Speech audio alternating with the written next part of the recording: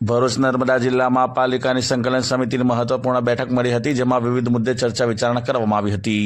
ભરૂચ નર્મદા જિલ્લાના નાગરિકોને વધુ સારી સુવિધાઓ ઉપલબ્ધ કરાવવા અને વિકાસના કામોમાં તેજી લાવવા માટે પાલિકાની સંકલન સમિતિની બેઠકનું આયોજન ભવન ખાતે કરવામાં આવ્યું હતું। આયોજન ભવન ખાતે આ બેઠક યોજાઈ હતી। સુરત ઝોનના અધિકારી સંજયકુમાર વસાવા અને કેતન વાણાનીની અધ્યક્ષતામાં સંકલનની બેઠક મળી હતી। બેઠકમાં જિલ્લા તેમજ નગરપાલિકાના પદાધિકારીઓ અને અધિકારીઓ મોટી સંખ્યામાં હાજર રહ્યા હતા।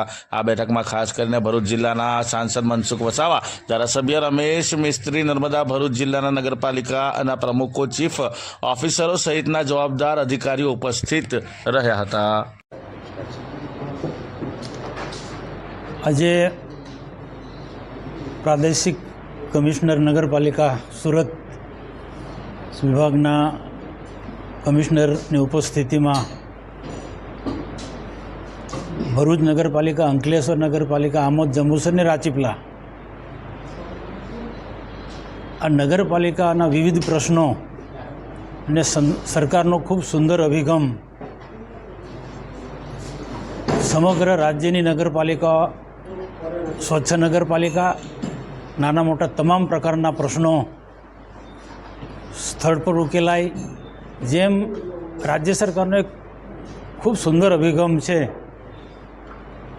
ગ્રામીણ ક્ષેત્રે કે સરકાર લોકોને દ્વાર જઈ અને ઝોન પ્રમાણે જે ગામડાના પ્રશ્નો ઉકેલે છે, સ્થળ પર બધા જ પ્રકારના અધિકારીઓ ઉપસ્થિત રહે છે ને ખૂબ મોટી એમની સફળતા મળી છે।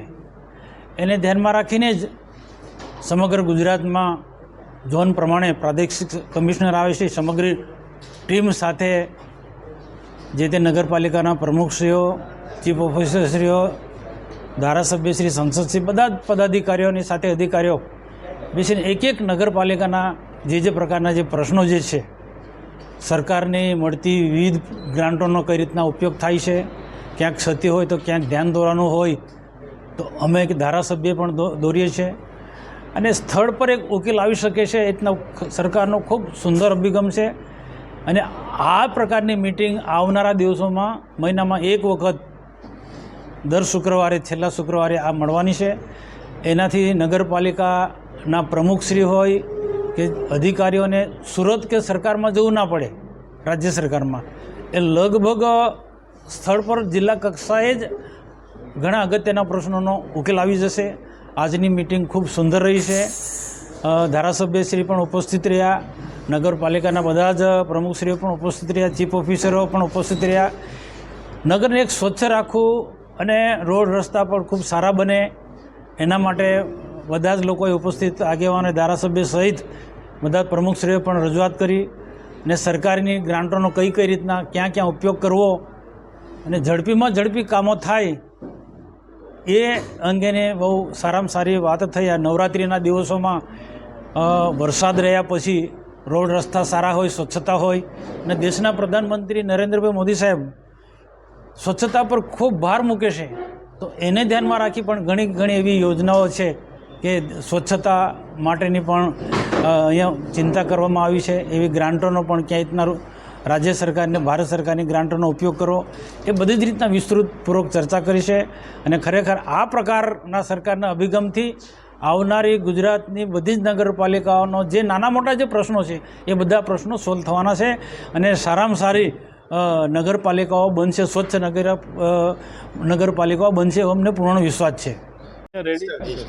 રાજ્ય સરકાર દ્વારા આજ રોજ સૂચના મુજબ સુરત ઝોન અંતર્ગત ભરૂચ અને નર્મદા જિલ્લાની નગરપાલિકાઓની સંકલન સમિતિ માનનીય સાંસદશ્રી, માનનીય ધારાસભ્યશ્રીઓ તથા નગરપાલિકાના પ્રમુખશ્રીઓ, કારોબારી ચેરમેનશ્રી, ચીફ ઓફિસરશ્રી અને એન્જિનિયરશ્રી તથા આરસીએમની આખી ટીમ સાથે યોજવામાં આવેલી આ સંકલન સમિતિનો મૂળભૂત હેતુ એ હતો કે સરકાર આપના દ્વારે, સરકાર સુધી નાગરિકોએ કે નગરપાલિકાએ જવું ના પડે, એટલે તમામ અધિકારી પદાધિકારીઓ સાથે બેસીને જે કોઈ પ્રશ્ન હોય એ પ્રશ્નનો વ્યવહારુ ઉકેલ આવે અને તાત્કાલિક લોકોને પાણી, ગટર, રસ્તા, સફાઈ અને દીવાબત્તી જેવા જે પ્રાથમિક જરૂરિયાતના કામો છે એ તાત્કાલિક એનું નિરાકરણ આવે અને સુવિધાઓ પ્રાપ્ત થાય એ માટે જે પ્રશ્નો અને રજૂઆતો હતી એ તમામનો આજે સુખરૂપ રીતે અહીંયાથી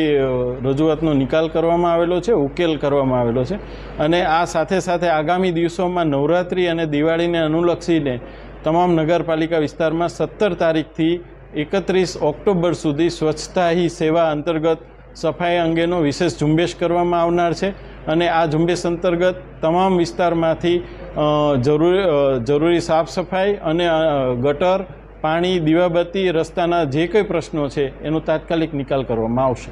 આપણે ઘણી વખત જોયું છે કે નગરપાલિકાની અંદર લાઇટ બિલ બાકી હોવાના કારણે અંધારપાટ છવાય, તો એના માટે સરકાર કેમ કંઈ વિચારતી નથી કે સ્પેશિયલ ફંડ કરીને એ દેવું ચૂકતું પડે તો લાઇટો બંધ ના થાય?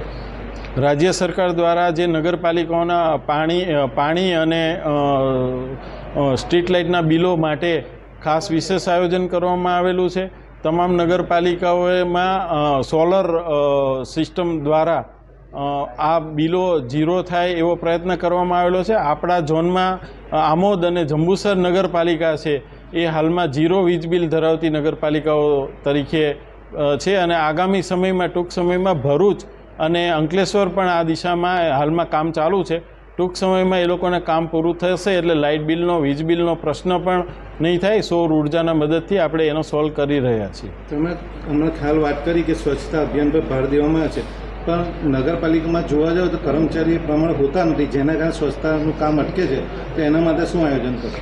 નગરપાલિકામાં સ્વચ્છતા ઝુંબેશ વ્યવસ્થિત ચાલે એના માટે મિકેનિકલ સ્વીપિંગ અને સાથે આઉટસોર્સિંગની મદદથી એજન્સી રાખી અને કામગીરી કરવા ઉપર વિશેષ ભાર મૂકવામાં આવે છે.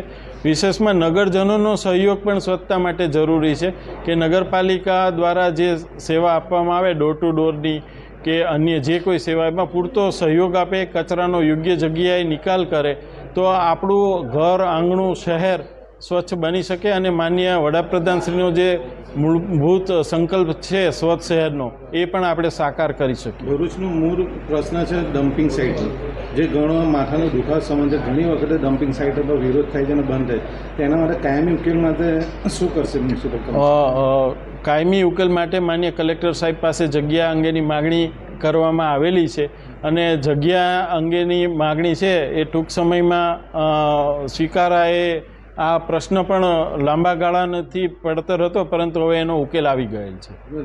માંગણી તમે કરી છે, સાયકા જેડીસીમાં ઓલરેડી પ્લોટ ફાળવવામાં આવ્યો છે. આના માટે એની કામગીરી કેટલા વર્ષોથી અટકેલી છે કે થતું નથી આગળ? આ હવે પછીની જે જગ્યા છે એ મોટી માગવામાં આવેલી છે આગામી વિકાસને અનુલક્ષીને, અને પ્રોસેસિંગ પ્લાન્ટથી માંડી તમામ કામગીરી આ નવી જે જગ્યા છે એ જગ્યાએ કરવામાં આવનાર છે.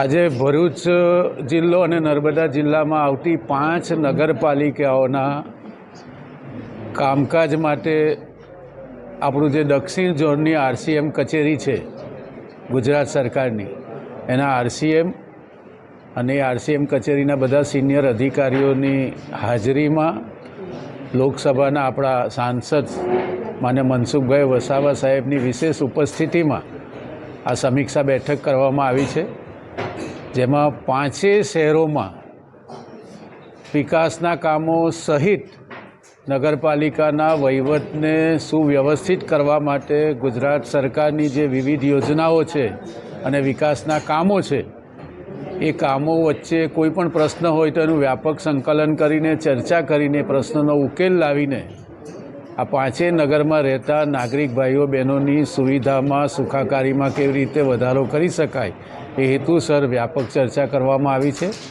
નક્કી કરવામાં આવ્યું છે કે દર મહિને આ બેઠક મળશે, જેનો લાભ આવનારા દિવસમાં નગરપાલિકાના વહીવટ ઉપર થશે અને આખરે નાગરિકોને વધારે સારી સેવા અને સુવિધાઓ પ્રાપ્ત થશે. આ જે સંકલન હતી એમાં આપના વિસ્તારમાં આવતી નગરપાલિકામાં એવો કયો મુદ્દો છે જેને તમે વિસ્તૃત રીતે માહિતી માંગી કે જે ના થતો હોય કેટલા ટાઈમથી કામ? હાલમાં હેવી રેનના કારણે વરસાદના રસ્તાઓના પ્રશ્નો છે એ ત્વરિત ઉકેલ આવે એટલા માટે વ્યાપક ચર્ચા થઈ છે. રાજ્ય સરકાર પણ ખૂબ ગંભીર છે. RCM કચેરી પણ આ માટે બધી તૈયારી સાથે અહીંયા આવી છે. અગાઉ બધા જ નગરપાલિકા પાસે બધી દરખાસ્તો મંગાવી લેવામાં આવી છે, જેને મંજૂર પણ કરી દેવામાં આવી છે. અને નજીકના દિવસોમાં એ કામ પણ શરૂ થશે. સાથે સાથે સ્વાભાવિક રીતે વેરાની વસૂલાત છે, સફાઈ છે, આ બધા કામોમાં જે મુશ્કેલી આવે છે, નગરપાલિકા તરફથી જે આર્થિક મુશ્કેલીઓ આવતી હોય છે એમના તરફથી પ્રશ્ન રજૂ થાય છે અને RCM કચેરી જે સરકારનું પ્રતિનિધિત્વ કરે છે એના તરફથી એ મુશ્કેલીને દૂર કરવા માટે પ્રયાસો થાય છે.